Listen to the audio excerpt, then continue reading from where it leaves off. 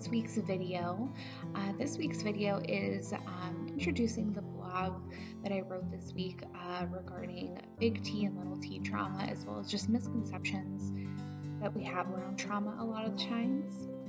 And so first I'll share a little bit about myself. So I am a licensed mental health counselor. I'm trained in EMDR, which stands for eye movement desensitization reprocessing, which is kind of a mouthful, but essentially that type of therapy helps people process trauma and stress that our bodies and our brains just hold on to, just because we don't have the information at the time to maybe process it, or maybe we get overwhelmed. So, and I'm also a registered yoga teacher, so I kind of have a more holistic approach. So today I really want to talk about this piece of trauma, right? So I think even though we've come quite far, there's still quite a stigma around trauma and around mental health. We still have work to do, in other words. And I know a lot of people have become more accepting and more open about the fact that they've experienced some level of trauma or stress. But I think, again, we still have work to do in breaking down some of that stigma, because it is so much more widely impacting than a lot of people know or really understand. And that kind of leads into the next piece of the difference between big T trauma and little t trauma. So I'm going to explain what those are, as well as kind of just talk about like what research has found and what we've discovered as we've been learning along the way about trauma. So first of all, big T trauma is kind of what we initially think about when we think about trauma. It's the car accidents or wars or natural disasters or assaults, those big things, those big events, right? And a lot of the times what I hear as a therapist is, if it doesn't fall within those realms, that sometimes people don't feel like they have the right to experience what they're experiencing. They kind of brush it off as, oh, it's not a big deal. It wasn't like I was in a huge car accident, or, I wasn't over, serving in the war. I shouldn't be reacting this way. I shouldn't be feeling this way, which really a lot of the times makes it worse, right? And that kind of leads us into the little t traumas, and that is really everything else that could be impacting us. So that could be moving to a new city, a divorce, or a breakup after a very serious relationship. It's really anything that overloads our sense of coping, So with that, it's important to honor ourselves, to honor the way that we feel. And so if you have experienced, a little t trauma, as it's called, that you are honoring the way that you are experiencing things afterwards.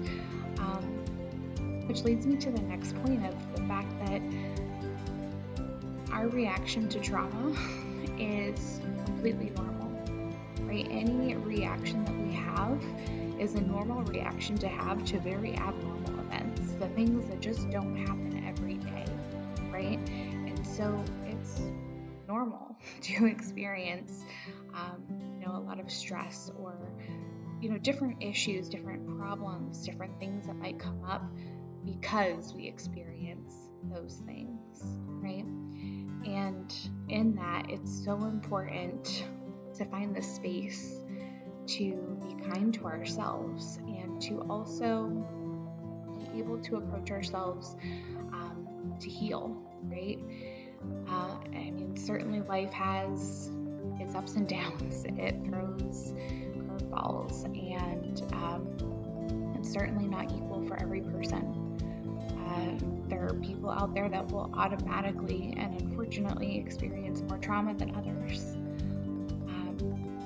But I think having that level of understanding, that level of empathy for ourselves, first of all, because I think that's where it starts, but then also expanding that to others as well.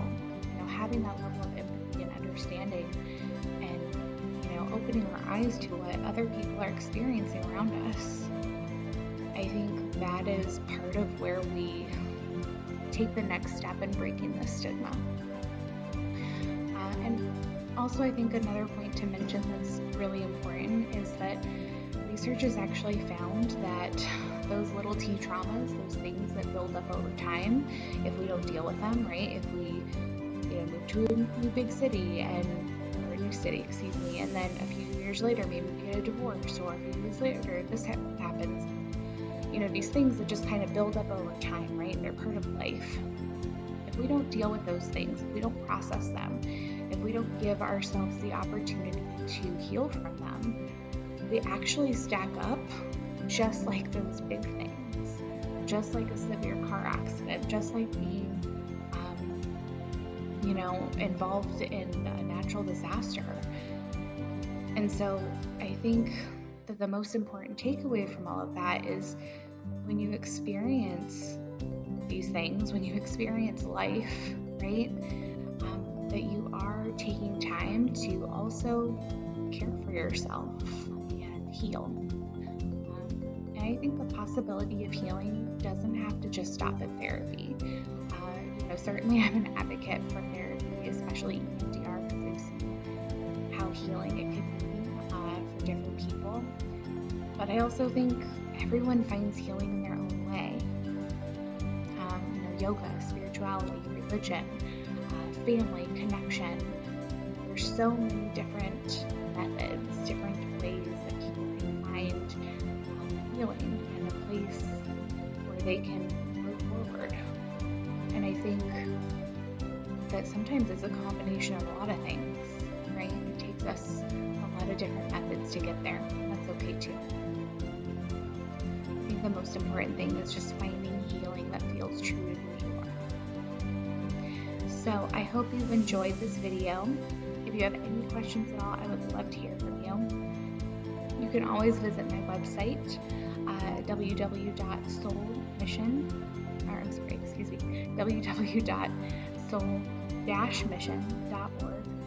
You can also subscribe to my channel here, where I post videos to talk more about mental health, as well as about yoga.